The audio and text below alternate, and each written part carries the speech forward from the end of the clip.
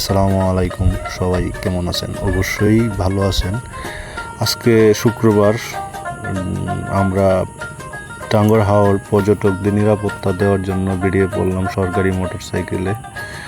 অবশ্য আমরা 3 জন ছিলাম, তার মধ্যে আমি, সুহানুর আর দুলাল ভাই এবং আমাদের নুরুল স্যার। অবশ্য আমরা পুলিশ ডিউটিতে গেলে অবশ্য ঝগড়াঝাটি বা আইন শৃঙ্খলা অবনতি ঘটে না। আমরা ছিলাম এই 8টা থেকে 11টা পর্যন্ত এখানে ডিউটি করা লাগে। মাঝে মাঝে এই শুক্রবার দিন বেশিরভাগ সময় ডিউটি করতে হয়। আর অপরূপ সৌন্দর্য, মানুষ, জাদুকাটা এবং শিমুল বাগান, বিভিন্ন পর্যটক স্থান ঘুরতে যায়। আর আমরাও মনে হয় আমরা নিজেরাও পর্যটক।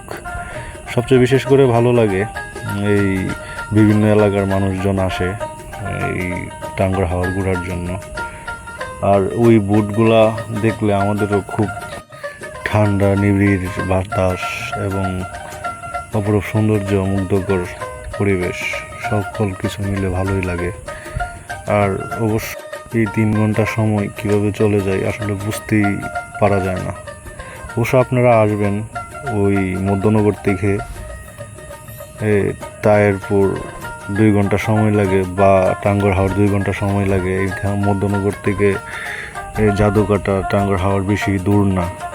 আপনারা ময়মনসিংহ থেকে সরাসরি মধ্যনগর চলে আসতে পারবেন। মোহনগঞ্জ হয়ে, মোহনগঞ্জ থেকে অটো চলে। ভালো থাকবেন সবাই, আর আপনাদের দাওয়াত রইল। আর আমার জন্য সবাই দোয়া করবেন, আমি আপনাদের এরকম ভিডিও আরও দিতে পারি যেভাবে। ভালো